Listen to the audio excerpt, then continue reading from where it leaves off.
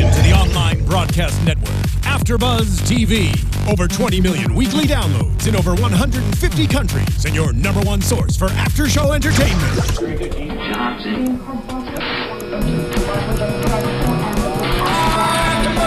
AFTERBUZZ TV, the destination for TV superfans, producing after shows for over 300 of your favorite TV shows, interviewing celebrities and showrunners, and bringing you behind-the-scenes exclusives. All thanks to E! Entertainment's Maria Menounos, producer Kevin Undergaro, and internet leader Akamai.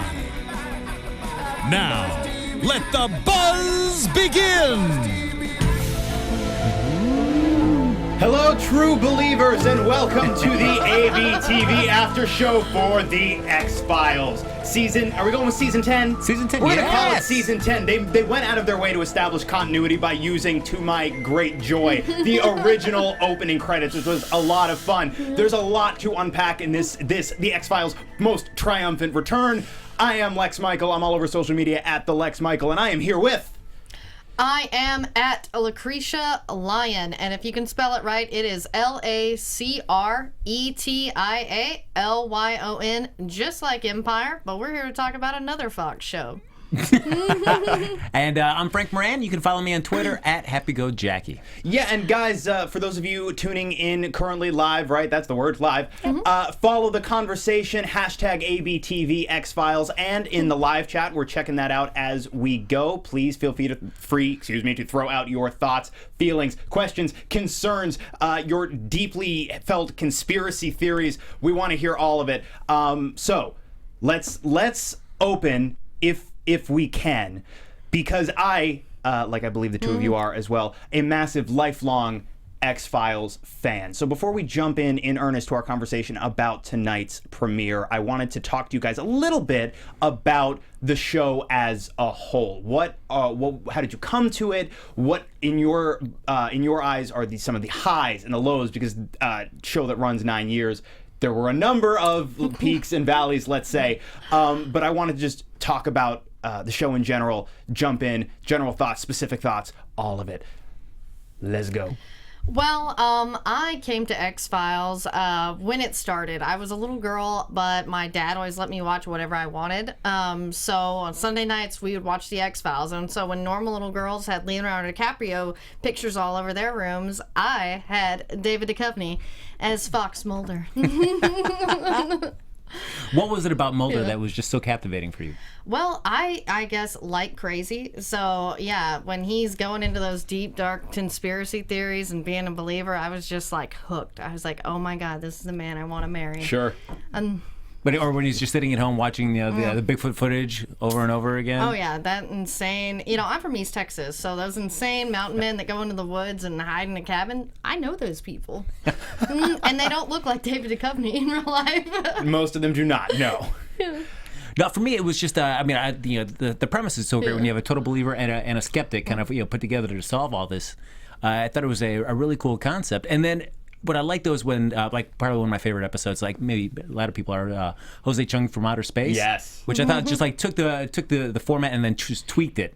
It had been on long enough that that you had there were so many kind of things that you could just kind of make fun of the show, but that episode didn't cut Fox and Scully and Mulder down at all. Right. But it just tweaked the concept of it. I thought that was just one of my favorite. And Charles Nelson Reilly. Yeah. Just delivering it. Well, so I grew up with the show as well. In fact, one of my earliest memories that I still have, and it's weirdly specific, if you can see behind us if you're watching on YouTube, it's actually part of our logo for the after show. The image from the opening credits of this white shape body, this body shape, this ghost-like shape falling, the image of that is seared into my mind from a very, very, very early age. But yeah, I grew up with the show, and I would drift in and out of it. And it wasn't until the last couple of years that I became deeply invested in it.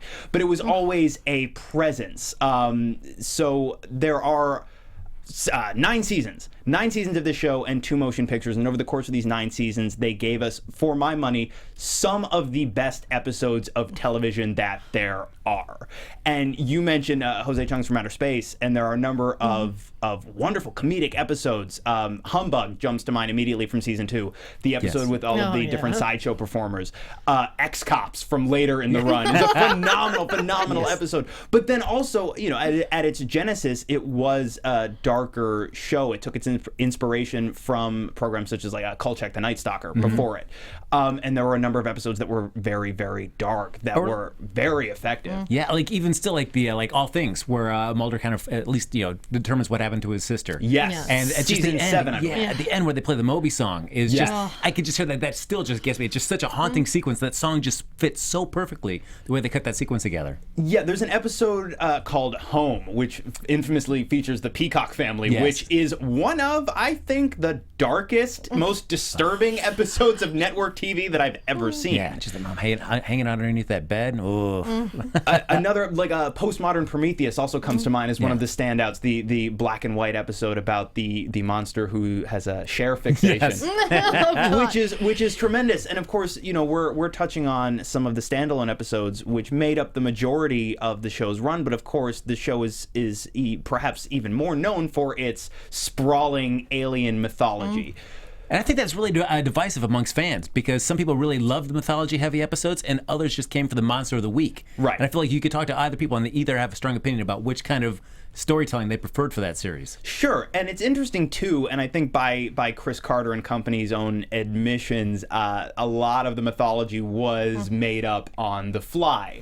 Yeah, and I think that's because you never know how long a series is going to run, and when it goes 9 seasons, it's hard if you're only making it up on the fly to keep continuing a mythology. And how do you keep it? You can't help but at some points contradict yourself, make these weird decisions that maybe in retrospect you wish you maybe had set things up differently sooner if you'd known that you were going that long. Sure. And we just know how unforgiving sci-fi fans are. If they make one little mistake, they are all over them. So, and like with taking it and knowing that, you're like, oh, okay. That's why I give it a little bit more credit, because it's like, okay, well, it may have been a mistake in that episode, but it's still entertaining. And that's the thing is, the last 2 seasons, you know, could have used improvement with the lack of Mulder all the time, but to me, we're still good. I will still give support for Doggett and Reyes. Yeah. I mean, come on, John Doggett, I enjoyed him. Yeah. That's Robert Patrick. Yeah. I will say, and I rewatched the entirety of the series over the past handful of months in preparation for the revival, in large part because they just recently added these beautiful HD transfers to Netflix. And even more recently started acquiring the show on Blu-ray, and especially in the case of the first handful of seasons, it's like watching an entirely new show. But you get to the last couple of seasons, and I had forgotten, Mulder's actually in about half of season 8, and I didn't remember that. But also, there is a lot of genuinely good stuff in the last couple of seasons. And I think, Frank, you and I were talking before we got on mic either today or a couple of days ago, because Doggett and Reyes were such a huge part of the show for 2 entire years, I'm hoping they at least warrant a mention in this new, albeit brief, run of episodes. Just at least give me a name check.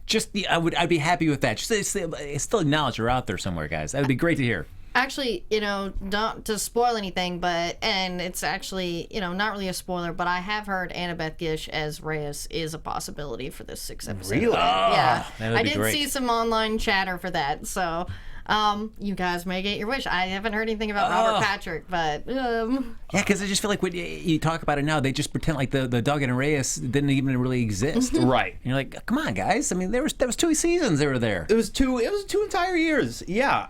So I think let's jump into this revival episode, and of course, because it's an episode full of new beginnings, but also a number of callbacks to what came before, I think we're going to jump back and forth a little bit between talking specifically about this episode and the wider mythology in the series as a whole. But right at the top, and I think this is especially helpful for people that are coming to the X-Files fresh, you get this monologue from David Duchovny as Fox Mulder, giving you essentially a rundown of his history on the X-Files. And over this monologue, you know, you get a number of photos, and you see the Fluke Man, you see Eugene Victor Toombs, and brings you up to speed into the present day. And the last time that we saw Mulder and Scully was in the second movie, which was The X-Files, I Want to Believe. And it was a standalone story unconnected to the wider alien mythology. But in that story, as part of the plot, and you could argue, well, maybe it's a slight contrivance, but as part of the plot, the manhunt, the ongoing manhunt for Agent Mulder that was in place at the end of the series was effectively called off because they needed him to talk to Billy Connolly. And we found Mulder and Scully were to the great delight of shippers the world over, were together. They were living together in this small house. And it did seem, though, based on the events of that movie, based on the stress that this type of work was placing on them, both individually and as a unit, that a breaking point, if not inevitable, was certainly possible. And then we see that it happens in this. Yes, so we catch up with the two of them, and of course they've been separated, and we don't know exactly for how long, for an indeterminate amount of time. But Walter Skinner, and by the way, seeing Mulder and Scully is of course phenomenal. Didn't 100% feel like X-Files to me until we saw Skinner back. Yeah. But he has been looking for Mulder. Yeah, and what I liked is even Scully says, like, it's hard for me to even find out exactly where you are. And so Scully, it's impossible for Skinner. He has no way to get in touch with you. So he does because of Tad O'Malley. Yes. So Tad O'Malley is right. He's a little bit Glenn Beck. He's a little bit Alex Jones. He's got a very right-wing conspiracy-minded show, and he believes very strongly that he's stumbled upon the conspiracy to end all conspiracies, as it were. And this was something that I really wanted to talk to you guys about, because we talked a minute ago briefly about this sprawling mythology that seems to have been in large part made up on the fly. In this first 40-minute episode, it would seem that they have effectively retconned the mythology of the entire series, and I wanted to get your guys' thoughts on that. Well, as somewhat of a bit of crazy conspiracy theorist myself, like when Mulder has a revelation that it's been the government all the time, man, hiding and just using all this alien technology, I was just like, yes, oh my God, yes. And then when they're showing actual clips of real news stories that are going on now, that just made it so much more, realistic. Because we have people like Tad O'Malley and Fox Mulder out. They may not all have a show on Fox News, but... But what's interesting is that when it's kind of revealed that Mulder, where this conspiracy may just be human origins there, I don't know, for somebody that had stressed so hard that he thought it was alien conspiracy the whole time, to all of a sudden it felt like such a quick flip. Sure. Like, it's humans, guys. Scully, it's humans. This is more important than ever. I'm like, that seems like such a quick flip. Sure. But I guess without seeing anything that led up to it, certainly he as we'll talk a little later on, he does meet somebody who's teased Mulder with that. If you start putting the pieces together, I'll confirm things. So I guess he's been having these inclinations that maybe there's something more than just an alien conspiracy afoot, but we've never seen that. So it seems like this episode, when he does make that switch, while maybe in that backstory he's been working on it for a little while, for us, for me at least, it seemed like just a quick 180. I'm like, what? Okay. Sure. I would say for him to come down on that conclusively definitely felt like a bit of a jump. But we've also seen over the course of the series, we've seen him go back and forth, largely due to the machinations of others, making it seem as though, well, what you saw, you didn't really see. It was actually this, but it wasn't this. What you saw was what you thought you saw, but it was something else entirely. So he's had this crisis of faith issue on and off a number of times, but never coming down hard one way or the other. So I agree, to see that was a little bit Yeah, and but I will give it up, especially since the way that special effects have improved since when the original X-Files was on.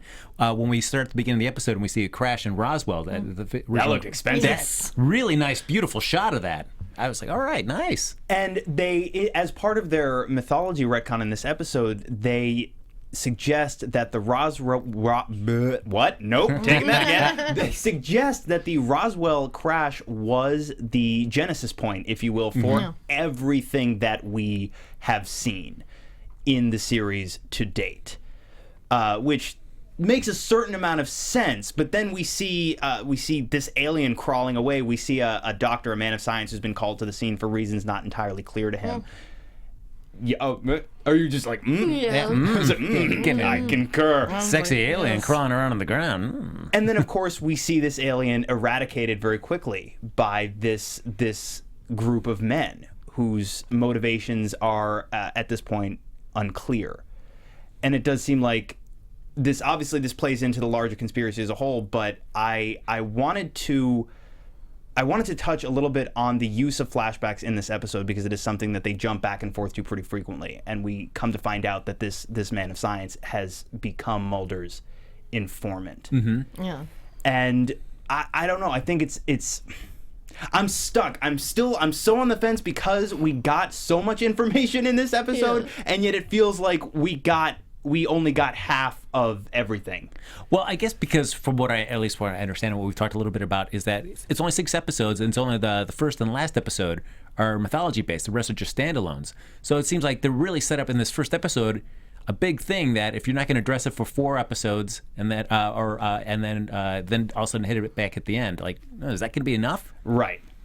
Yeah, and it is. So that's something in case you're watching and you haven't been soaking up every bit of X-Files news the way I have, and I'm sure you guys have as well. Yes, this is, as I think all of you know, only a 6-episode miniseries, but there are only 2 mythology episodes, and they're bookends. It's My Struggle and I believe My Struggle 2, and it's the first episode and the last episode of the 6, the other 4 being standalones. Standalone Monster of the Weeks. Mm-hmm. Now, they did, over the course of the main series, they did have a habit of threading little bits of the mythology throughout some of the standalone episodes, but how do you resolve the huge number of questions that were raised in this first hour? Yeah, it could, because if it's going to bore like Monster of the Week, I guess if you're going to thread it through that, I guess they're investigating other avenues that I think, and it leads them to these other cases as well. I'm not exactly sure because it seems like such a.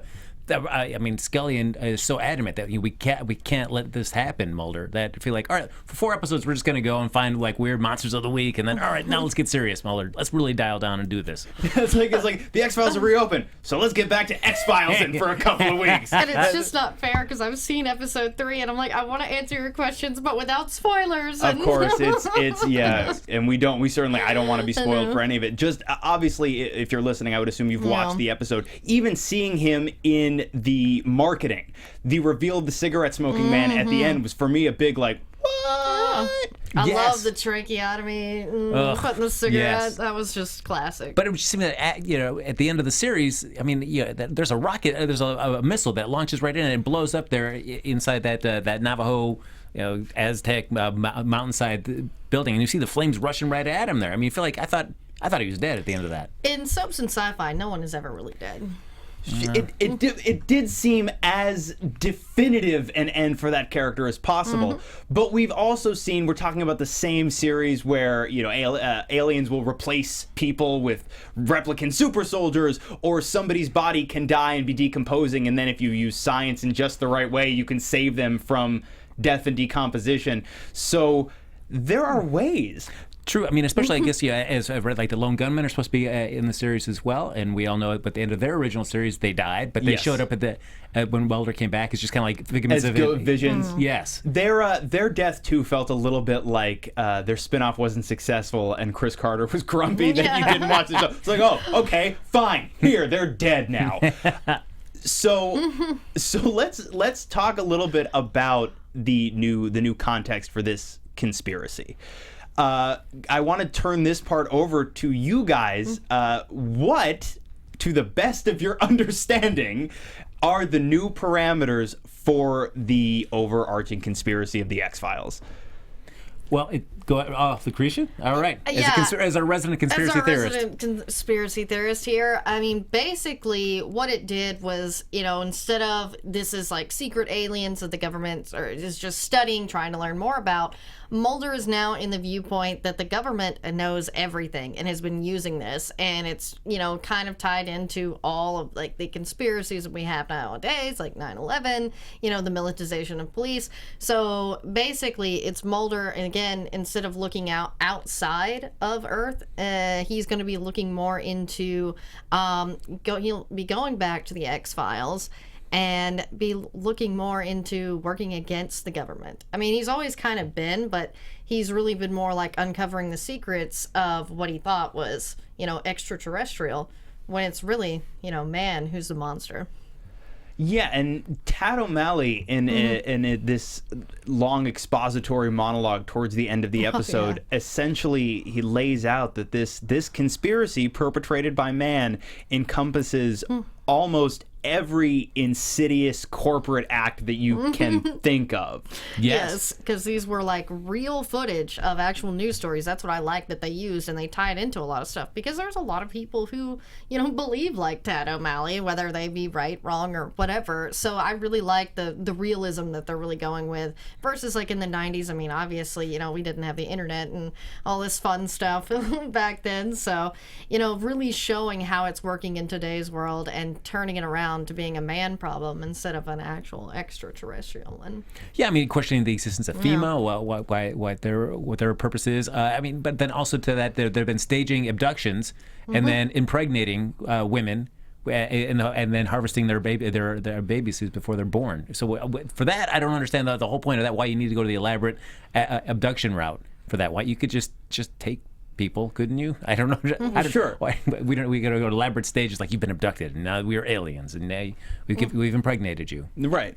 So I don't see the purpose of that one, but well, that's something too, though, that goes all the way back to season 2 of the show. I mean, when the show really first took off was around midway through the second season, because at the end of season 1, or around the time that they were wrapping, Gillian Anderson became pregnant, so she needed time where she could step away from the responsibilities of doing the show and obviously give birth and spend some time with her newborn. And so they concocted this piece of the mythology, again, like much of it on the fly, where she is abducted. She's taken, and then aliens take her away and possibly experiment on her, possibly alter her DNA, possibly do things with her ovum. We're not entirely sure. And it was actually, that was the point at which people really started to attach themselves to this show. And something happened that I don't think we've seen much of before or since, where I believe it was airing on Friday nights, and it became this bizarre runaway cult Friday night TV phenomenon. Yeah, especially for something with the Fox network too, as well. Where I mean, Friday nights are notorious, at least for them, nothing to really get any traction on. Things are being canceled left and right. It's okay, Lacretia. It's okay. It's okay. We started talking about the Fox network's handling of their sci-fi properties, and Lacretia became overwhelmed. Deathly ill. Fireflies. But I mean, X-Files. I mean, it got a stranglehold. It just really caught the attention of the viewers and just did fantastically well in that time slot. Yeah, and it is interesting too that it did take almost a full season and a half for that to happen, and we've seen and I don't want to be unfair egregiously to the Fox network. We've seen a number of networks act shows with a phenomenal amount of potential well before they're ever allowed to live for that long. But the number of references to alien experimentation involving fetuses essentially also brings back to mind Scully's child. And they reference the son that she has with Mulder a number of times, William, who was given up for adoption because he became the target of this and that and this scary thing and that scary thing. But that was a big question, especially during the 9th season as well. Like, is this child part alien? Is this what is the deal there? So I agree. Like, what is the end game for doing this for the aliens or for the men posing as aliens? But it does have roots in the broader mythology. Well, and it's obvious by the fact that they mention the child more than once in this episode that it is going to play a bigger role through this 6-episode run, I should say. So I'm guessing that that's going to finally be explained, because they mention it more than once about William. True, and given the way that this episode ends, I mean, where you take some pieces off the table, I feel like Scully's right now our only person that can actually prove the truth of what that is actually happening. So anything related to her, I think, is going to become incredibly important as the series goes on. So because you mentioned Scully, we talked a minute ago about Mulder and where he's ended up here. I wanted to talk to you guys about Dana Scully as a character, and since we're talking about not just this premiere but also the series as a whole, I wanted to get your feelings on the broader arc of Dana Scully and how she has arrived in the place where she is, where we find her when we reunite with our agents, and how you feel about the way what we saw of it so far was handled. Well, I mean, I guess, well, certainly, as we learn in the episode, that the reason that Mulder and Scully break up is that Scully diagnoses Mulder with depression, and that just basically just splits the two of them apart, and they leave. And I have to imagine living around somebody like Fox Mulder for, as much as he can be humorous and stuff, just his constant need to find this truth that is out there would become incredibly grating, I think, after a while. Not for Lacretia. If Lacretia's living with Mulder, it'd be bliss, I'm sure. Yeah, I'm sure. But, I mean, well, and that's sort of why I've always loved Dana Scully as a character. Is she's actually a very strong woman, and she cares about Mulder, but she doesn't put up with his crap. Yeah. I mean, and that's one of her, strong suits, is that she can handle him. And I like that they had her, working with surgeons to, help these children with, and they point out, oh, that seems like alien. And she's like, no, it's clearly explained by science. So very Scully, very science oriented, and doing something because as someone who gave up a child working with children, I think that's how they're going to maybe work in the Williams storyline with her work now, and as far as her surgeon for these children born without ears. No, and it's interesting when they do reunite here in this episode. You see, even though they're not together, there's still just a genuine fondness between the two characters. I mean, they clearly care about each other. Yes. Which is, for me personally, I enjoy it more in that realm. I don't need to ship them and have them. I don't need. They're together. They've gotten married since the last thing. For me, that's not important. But the characters actually just enjoy each other's company and care about each other and want to make sure that they look out for the other person. That I enjoyed that aspect of the relationship. Well, the underlying camaraderie was always there. That is the bedrock of the entire thing. And of course, you've got a massive contingent of viewers, and it's a very popular concept on the internet, that just want to ship everybody. And to be fair, Fox Mulder and Dana Scully are a very shippable couple. Yeah, they have great chemistry, but you know what? We don't have to see them have sex. It's about aliens. I would like that on a t-shirt. Yes. Now, actually. But yeah, the underlying camaraderie, I think, has always been what made that relationship the most interesting, far more so than any potential romantic entanglements. However, you suggest that to a certain cross-section of fandom, and they will get very let's say, upset? Yes. Well, I mean, I guess we noticed during the course of the series, after Mulder was taken off the show for a while, when he was kind of out of pocket there, I mean, Scully ended up, for as much being the skeptic as she was, she kind of ended up taking a lot more of Mulder's point of view during those 2 seasons when he was off the air. Sure. Well, past a certain point, you would think she has seen so much. And even when they went out of their way to make sure, I mean, the ending of the first movie comes to mind. Yes. When the giant spacecraft passes above them and Scully is unconscious. Yes. Temporarily, momentarily, conveniently. Yeah. Yes, they did. They pulled that a number of times, but she has seen and heard enough, even in whispers, even in bits and pieces, even specifically not seeing certain things. You would think past a point, she would have to start to go, well, something's going on. I don't know if it's little green men, but something is happening here. Yeah. So to find her, that's the one area for Scully for me right now that I am not quite sure where I fall on. The fact that she seems to have reverted to being much more of the skeptic than I would have expected. Yeah, definitely. I mean, at this point, you've been around Mulder quite a long time, almost 20 years. Give or take. Yeah, so I mean, you've got to be open to at this point, at least open to the possibility these things could be happening. Well, she did run the DNA, the entire genome, and that's sort of the thing. It's like Scully has always been, science first, but yeah, I mean, when even her science explains that both her and Svetka had alien DNA, I mean, even she's a believer in that. So you mentioned Svetka just now, a character who we have not met, but apparently was interviewed by Fox Mulder years ago along with her family after she had been abducted. And she has been abducted a number of times, and she is the, as Mulder says, she is the key to all of this. I want to talk a little bit about Svetka because it seems like we we got her whole arc. Yes, that was it.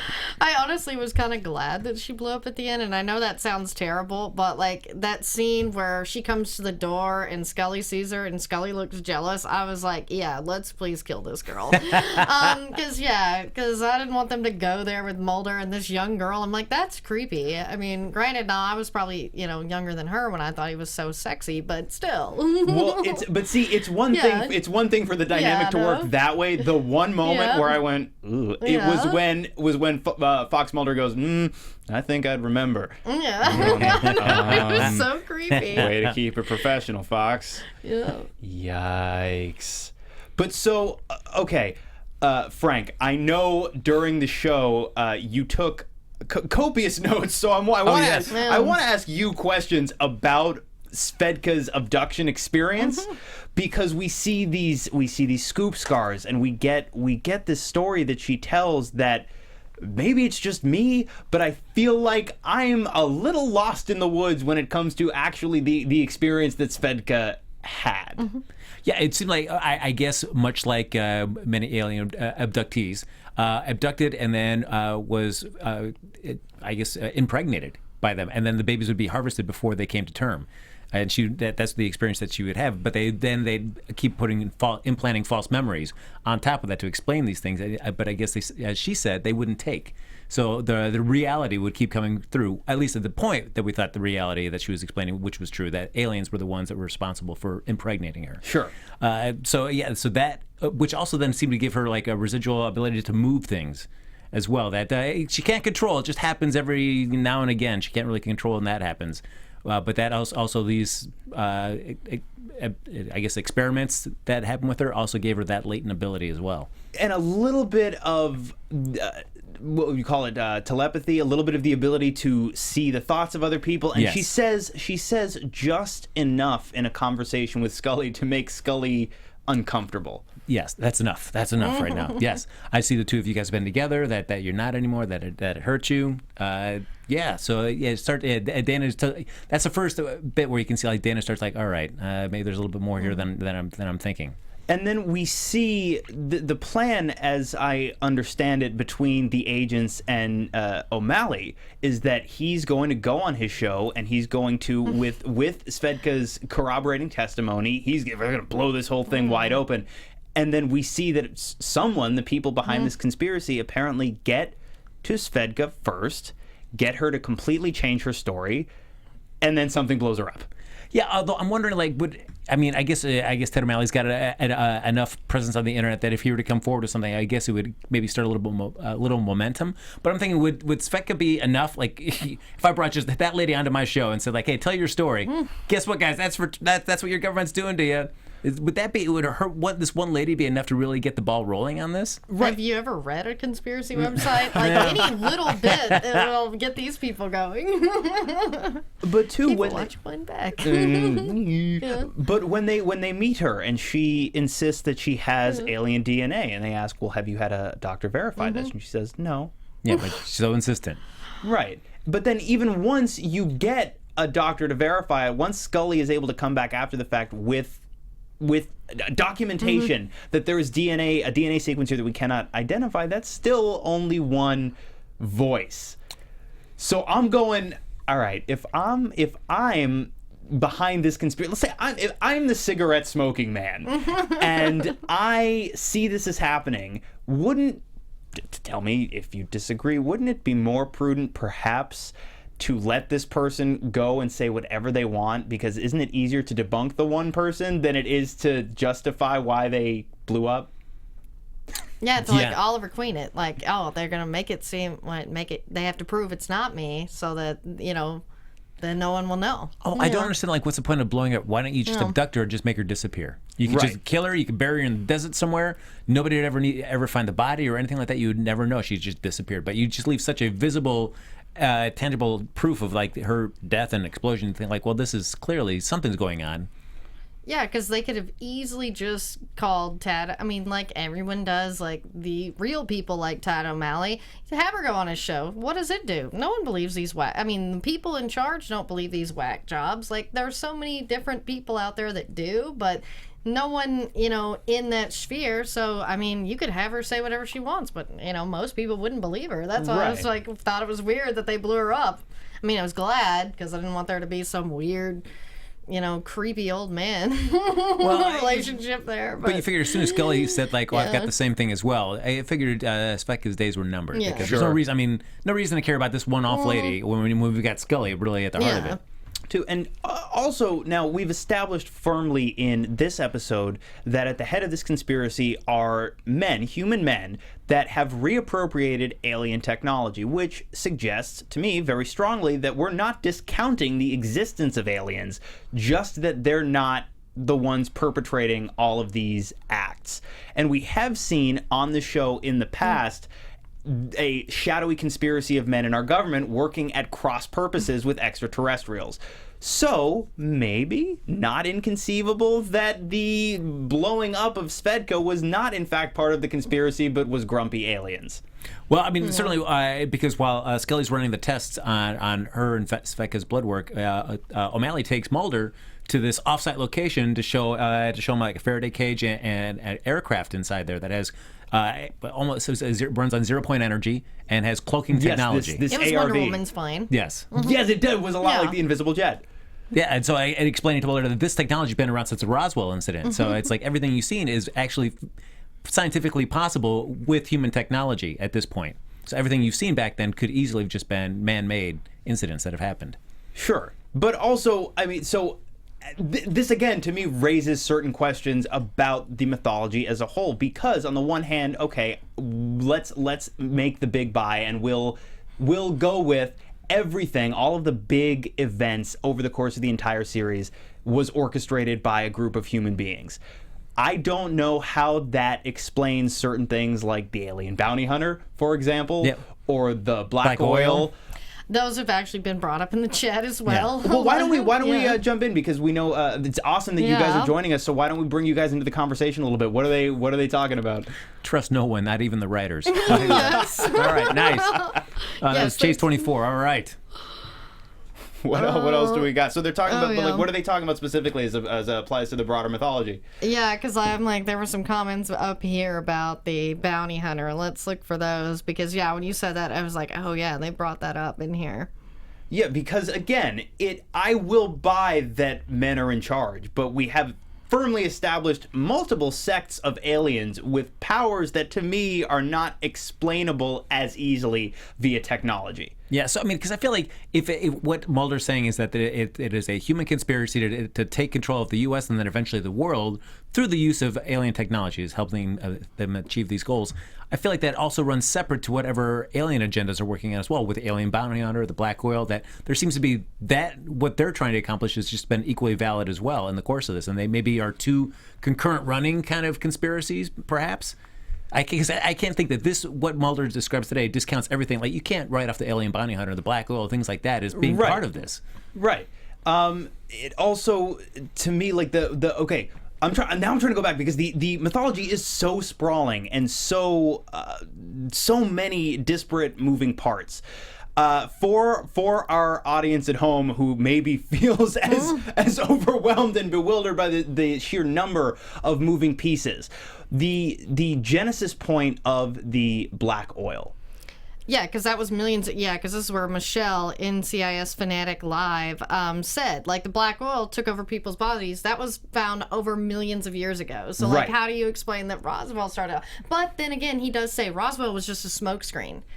He does say that. So, yeah. Yeah, but I mean, smokescreen. So I'm like, well, they said it started it all, but maybe it started the government's involvement in it.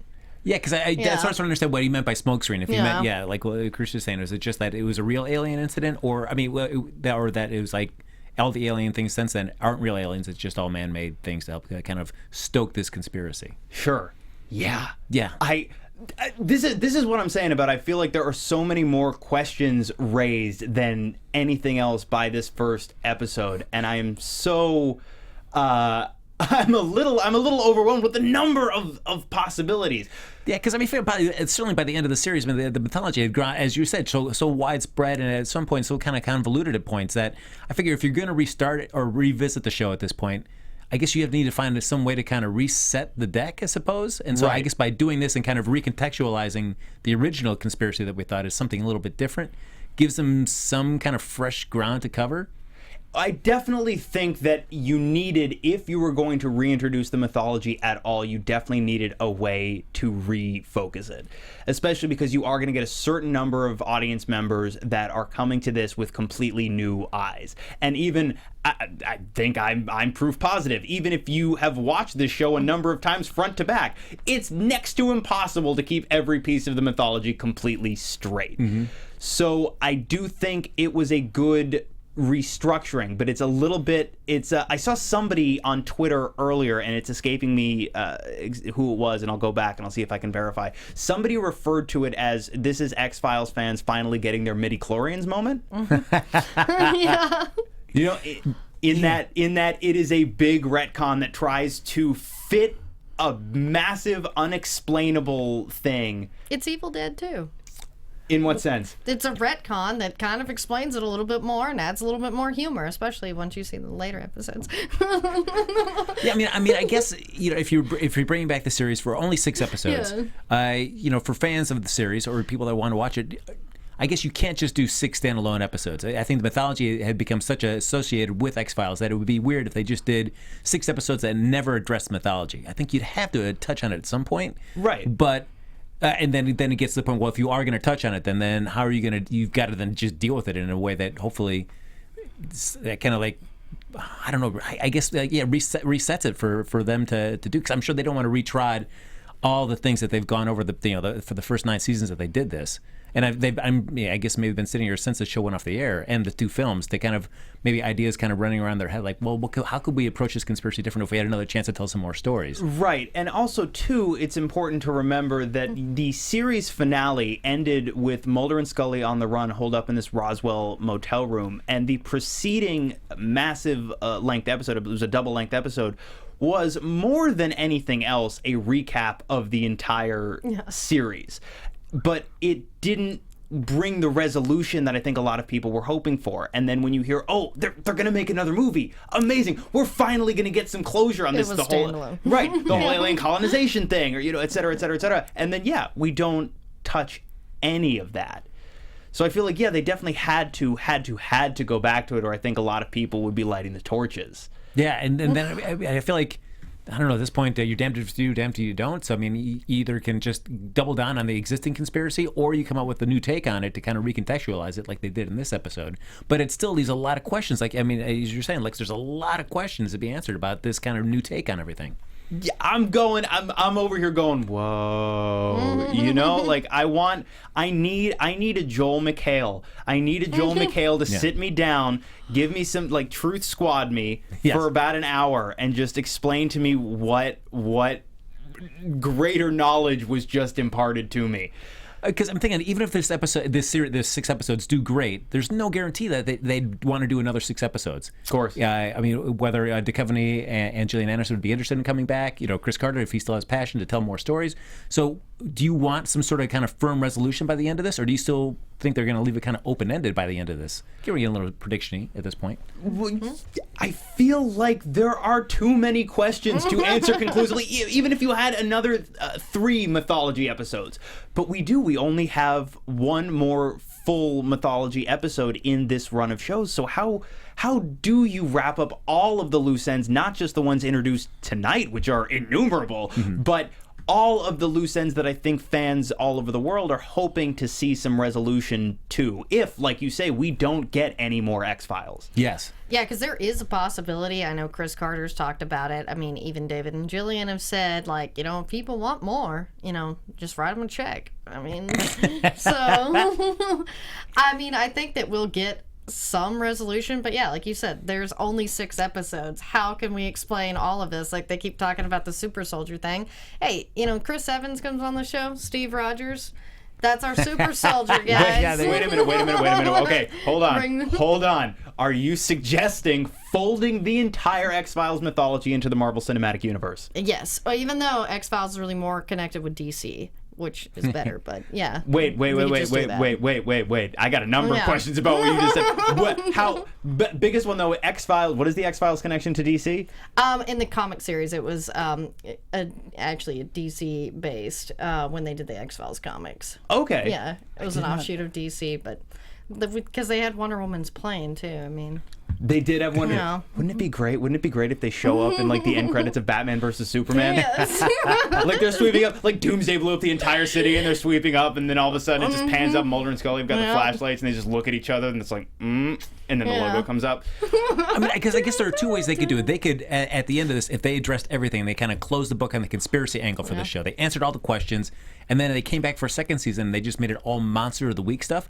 Is that enough for X-Files fans, or do they also, as much as they can get irritated by the conspiracy and the mythology, is that something that's just like you inherently need at least some of that to continue always anytime you do X-Files? So here's my question then. Let's move away from the innumerable number of things that might happen. Based on what we saw tonight and the little bits of information that we have about what is to come, what do you guys think will happen? I want to move into predictions. Oh, I mean, well, I guess Tad O'Malley. Are we coming? Is he coming? Is he coming back? Is he alive? I sure hope so, because they didn't show him killing him like they did Svetka.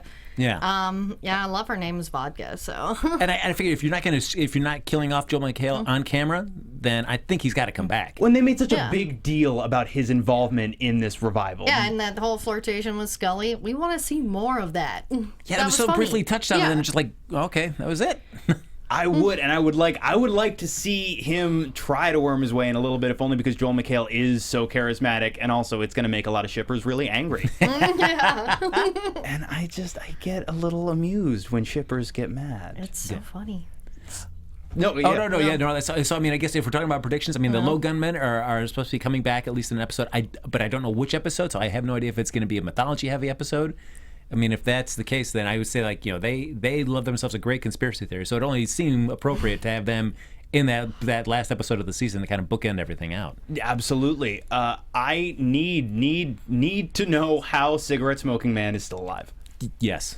And do you have any thoughts about how that might have been accomplished? Do you think we'll even get an answer?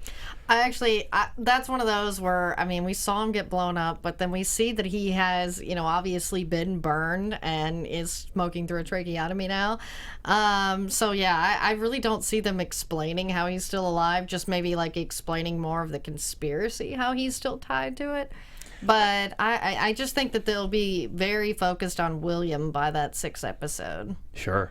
Yeah. And I would think if they've been saying how much alien technology they've adapted into human technology, perhaps the medical procedures, ways to heal enormous amounts of injuries, maybe that's something that they had access to with Cigarette Smoking Man to help them after that. Although I can't imagine there was much of him to begin with. Didn't we see his skeleton? Yeah, I would. Yeah. Hey, substance sci-fi. No one's ever dead. But even with the dearth of concrete answers that we have at this point, there is, if you're a fan of the X-Files, there is some really exciting stuff to look forward to. I believe tomorrow night's episode 2 is a James Wong episode. Oh, nice. Which is great. The 3rd episode, which Lucretia, you mentioned, having seen, I believe it is called Mulder and Scully Meet the Were-Monster. Oh, yes. And it's a Darren Morgan one, right? Yes. Yes. It is a Darren. I believe that is also the episode which features a guest appearance from Kumail Nanjiani. Oh, yes, and he is amazing. That's all I'll say. All right. And that's about all I know about the remaining episodes of this run of The X-Files. Yeah. But I'm excited. I'm a little afraid. I feel now I need to go home and parse this premiere over and over and over, looking for any possible clues. Yeah, because I have to mention, I don't know if anybody was like crying out for an X-Files revival, but certainly once it was announced, I think there was just a lot of excitement about this.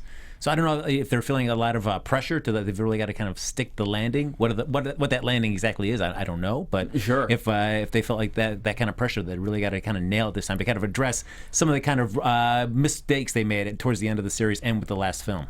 Yeah, absolutely. I do think, in fairness, I think the second X-Files movie is a bit unfairly maligned.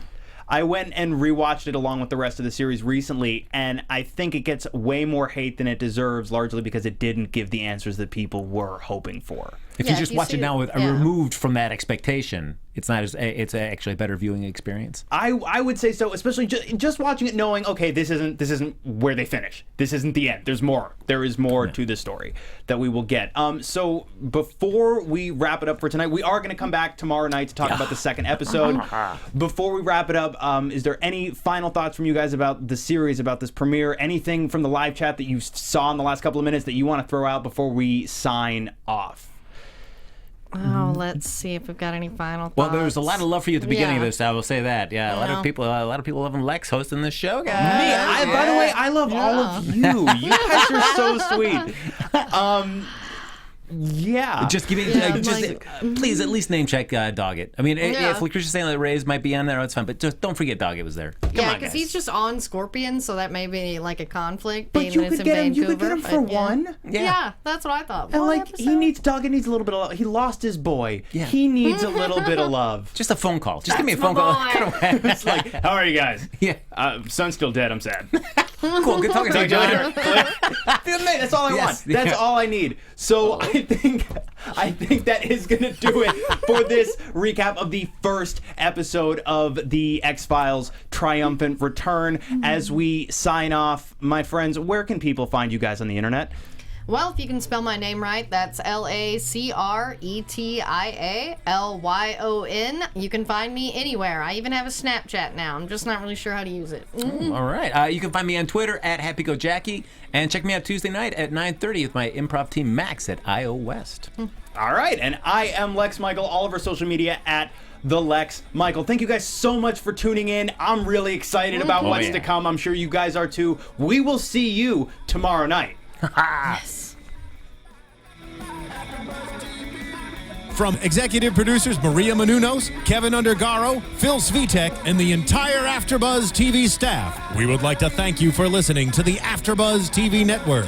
To watch or listen to other after shows and post comments or questions, be sure to visit AfterBuzzTV.com.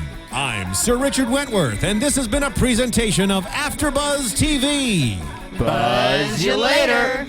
The views expressed herein are those of the hosts only and do not necessarily reflect the views of AfterBuzz TV or its owners or principals.